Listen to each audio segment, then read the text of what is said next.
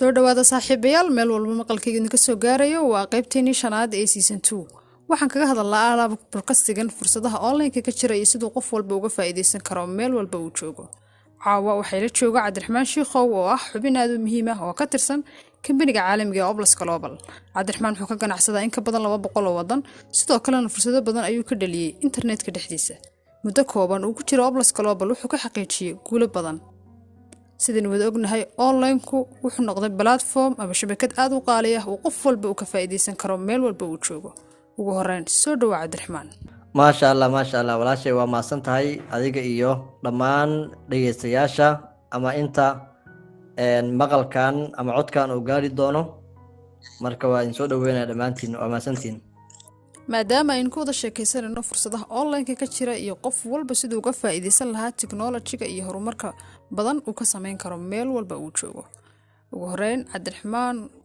waa kuma Cabdiraxmaan waa aabbo Soomaaliyeed oo 2 carruur leh kuna nool wadanka Sweden iminka ama waqtigan waxaan ku shaqeeyaa shaqo macalinimo ah oo iskool ayaan ka shaqeeyaa tan kale waxaan ka ganacsadaa shirkadan caalamiga ah ee Oblas Global sida walaashay Maria noo sheegtane shirkadeena 200 oo wadan in ka badan ayuu qofka kamid ah ka ganacsan karaa marka maanta waxaan idin haynaa insha Allah fursadaas ee soo dhawaada walaalayaal maadaama Cabdiraxmaan oo ku wada sheekaysanayno fursadaha online-ka ka jira iyo sidoo qof walba uga faa'iideysan karo isagoo gurigiisa jooga maxay tahay fursadda weyn ee ku jirta online marketing online marketingku waa horta fursad waqtigeeda taagan oo haddeertaan waqti xaadirkan adduunka wuxuu isugu soo biishubtay online-ka oo dhaqaale fiican ayaa adduunka dadku ay ka sameeyaan online marketingka shaqooyinkii caadiga ahaa oo loo kala jiray way soo gaabanayaan haddeertaan oo adduunku wuxuu isugu imaanayaa online-kaas marka waa fursad waqtigeeda taagan oo qofka u suurto gelinaysa inuu helo dhaqaale xuriyad dhaqaale iyo mid waqti intaba qofka asaga ayaana isku noqonaya boss oo qofka meeshii oo rabo iyo wadankii oo rabo iyo xilligii oo rabo ayuu safrayaa maadaama asaga oo isku noqonayo boss oo haddana shaqada oo ka shaqeysanaya ay tahay shaqo ku xiran online-kaas haddii qofka mobile uu helayo iyo internet qof kale iyo wax kale uu baahan yahay ma lahan marka online marketingku waqtigiisii ayaa la joogaa Cabdiraxmaan goormaad ku soo biirtay kambaniga Oblas Global aniga kambaniga caalamiga ah ee Oblas Global waxaan ku soo biiray sanadkii dhamaaday 2021 bishii 6 ama bisha June sida loo yaqaano marka hadda waxaan ku jiraa 9 bilood ayaan ku jiraa in ka badan hadda bisha 6 ee sanadkan ayaana hal sano ii buuxsamaysaa ama sanad guuradii ii buuxsamaysaa waqtigu wuu socdaa markii aan soo galayo shalay ayaa u malayaa laakiin 9 bilood ayaa ka soo wareegtay marka xilligaas ayaan soo galay maadaama dad badan daneynayaan inay Oblas Global wax ka ogaadaan Oblas Global halkee ku yaalaa Oblas Global shirkadda la yiraahdo ee caalamiga ah waxay ku taalaa ama xarunteeda weyn waxay ku taalaa wadanka Canada magaalada Toronto la yiraahdo ayay ku taalaa sidoo kale tan xarumo kale ay adduunka ku leedahay sida Singapore Malaysia Philippines iyo Thailand goordhowne wadamo badan ayay xarumo ku yeelan rabtaa sida Mexico Nigeria Sweden Hindiya iyo Indonesia marka waa shirkad sida u ballaaran oo markaas si kobceysa oo sanad kastana alaab cusub soo saarta sida hadda aad dareemi kartaan xarumahaas ee adduunka ku leedahay waa xarumo kala tagsan adduunka qaaradaha adduunka ayaa la dhihi karaa marka shirkad waxa weeyaan qaaradaha adduunka xarumo ku leh haddana dhanka internetka qofka uga ganacsan karo 200 wadan in ka badan maxay ahayd sababtii ugu weyneed aad ugu soo biirtay kambanigan Oblas Global sababtii ugu weyneed aan ugu soo biiray waxay ahayd inaan dhaqaale ka sameeyo maadaama 2021kii lagu jiray xilligii corona oo shaqooyinkii banaanka laga shaqeynayay ee soo yaraadeen ama dad badan shaqooyinkoodii ay waayeen marka inaan dhaqaale ka sameeyo ayaan usoo galay iyo alaabtan laga sheekeynayo mar kasta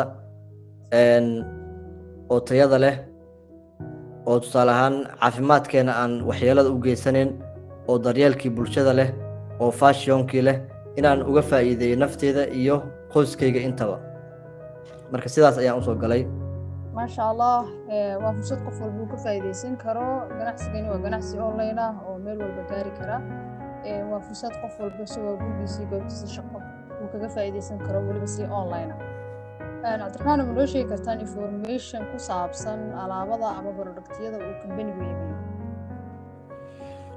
alaabta kambanigan oo iibiyo waa alaab horta aad iyo aad u fara badan qeybo kala gedisan ayayna leedahay sida qeybta caafimaadka oo waxaan ka iibinaa goojo la yidhaahdo fountain of life oo caalami ah oo adduunka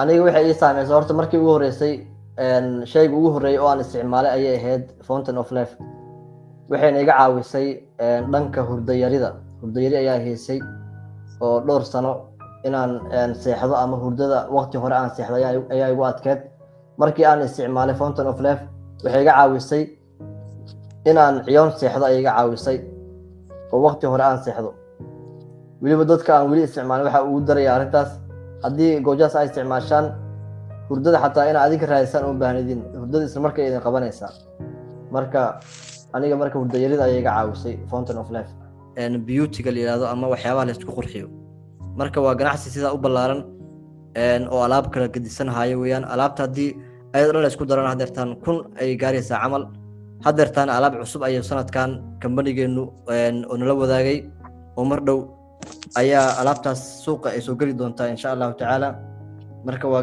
alaabteenna waa alaab sidaas u fara badan mar kastana alaab ayaan soo kordhinaa marka sidaas ayaan su-aashaas uga jawaabay maadaama cabdiraxmaan aan ogahay inaad ka ganacsato 200 oo wadan dadku waxay isweydiinayaan sidee bay kugu suurta gashay inaad ka ganacsato in ka badan 200 oo wadan adiga gurigaaga joogo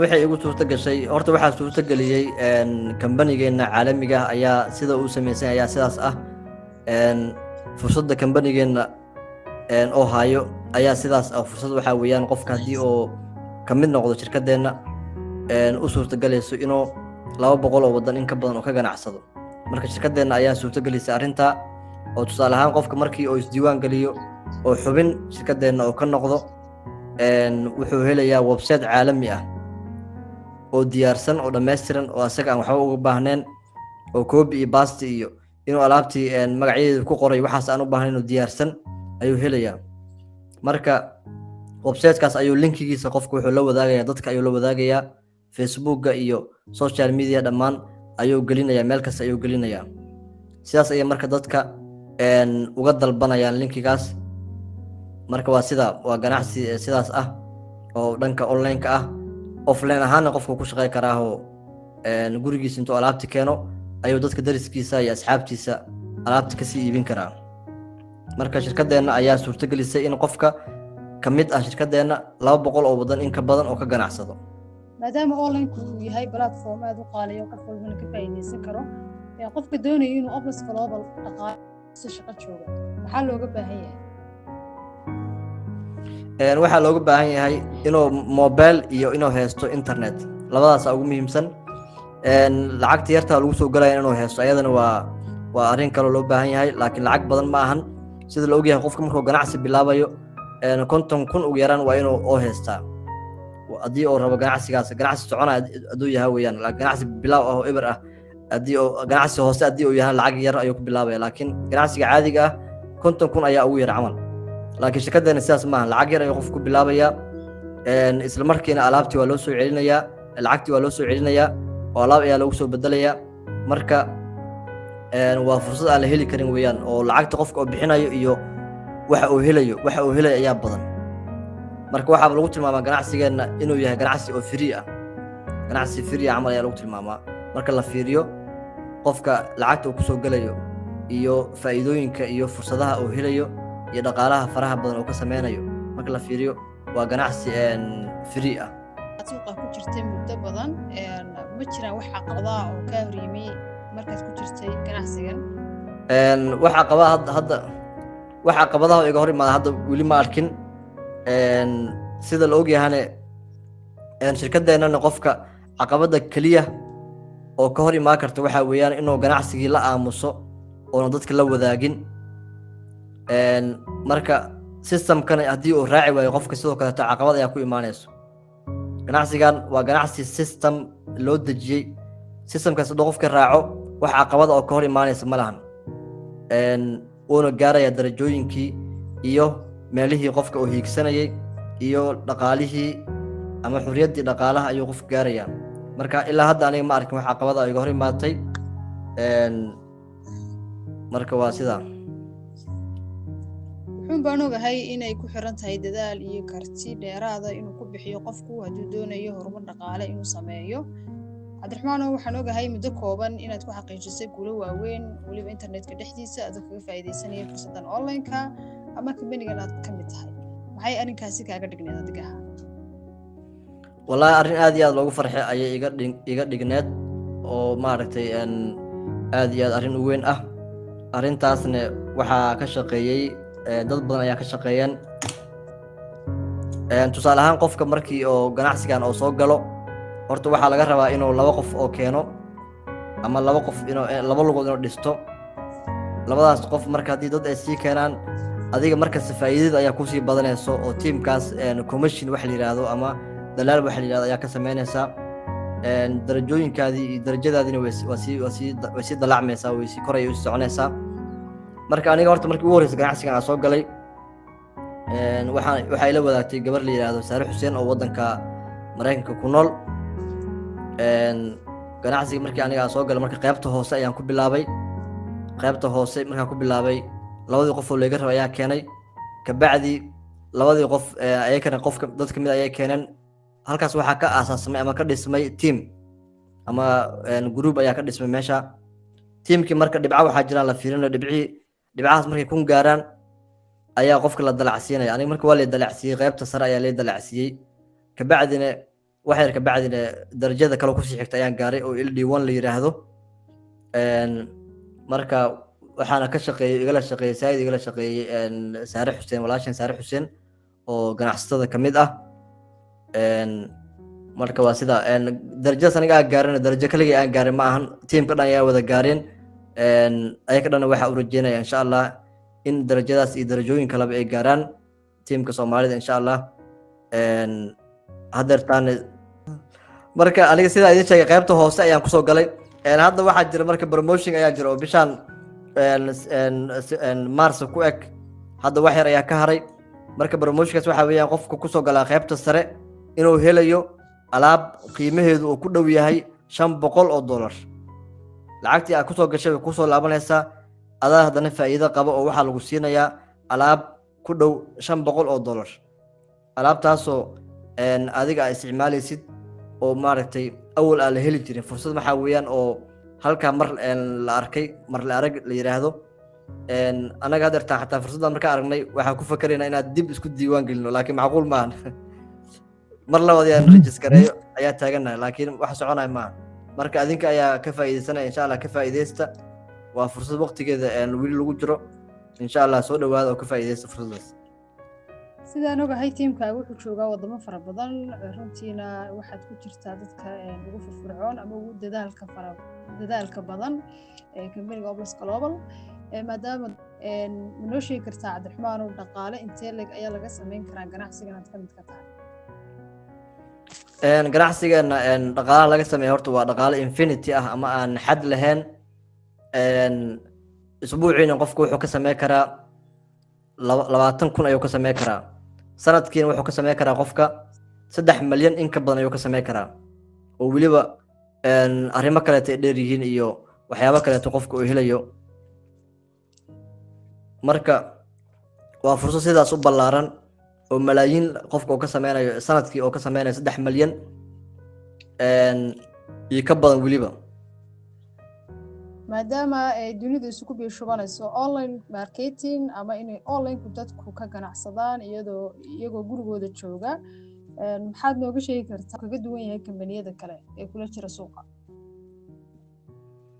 kambanigeena wuxuu kaga duwan yahay kambaniyada kaleeto sida hadda aan sheegnay dhaqaale laga sameeyo waa dhaqaale infinity ah.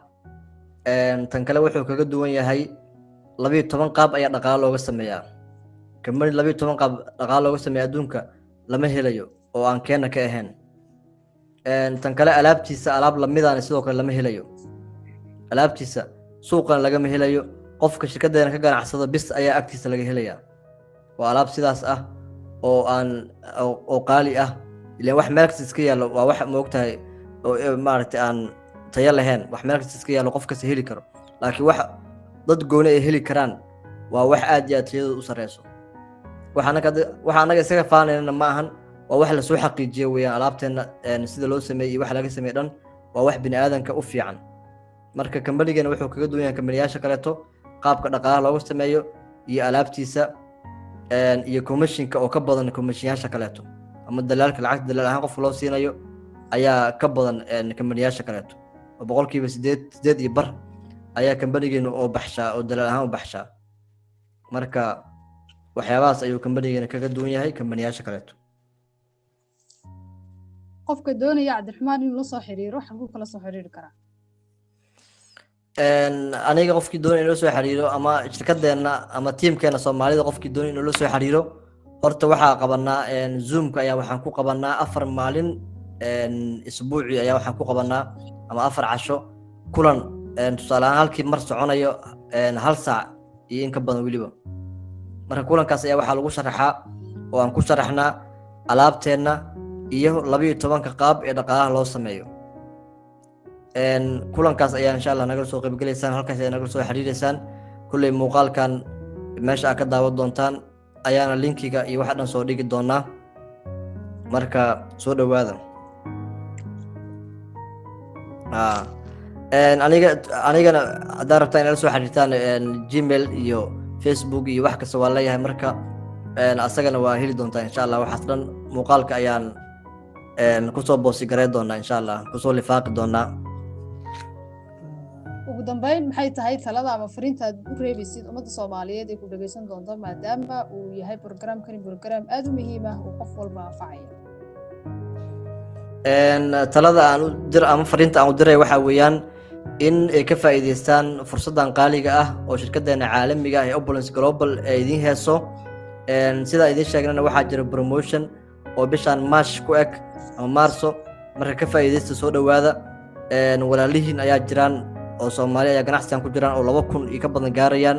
waa leedin sharaxayaa, alaabtii ayaa la sharaxayaa, 12 qaab ayaa la sharaxayaa, wax kasta waa leedin sharaxayaa oo waa fahmaysaan insha Allah. tan kale marka ganacsigan soo gashaan maadaama uu yahay ganacsi ballaaran, waxaa lagu sameynayaa ama qofka waxaa loo sameynayaa 5 qof oo taageerayaashiisa ah oo su'aal kasta oo qabo ka caawinayaan.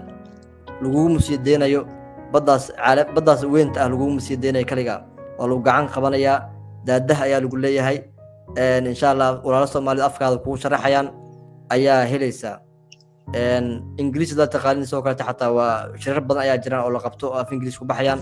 shirkadda ninka iskale xataa ayaa markasta noo soo jeediyo shir ayuu noo qabtaa oo maskaxdeena, iimaankeena iyo garaadkeena uu ku dhisayo. marka fursadaha way badan yihiin. shirkadeena shirkad oo lamid ah ma lahan shirkadaha kaleeto, iyo shirkadeena wax isku kaafi kala leeyahay kala yihiin. marka soo dhawaada dhammaantiin insha Allah.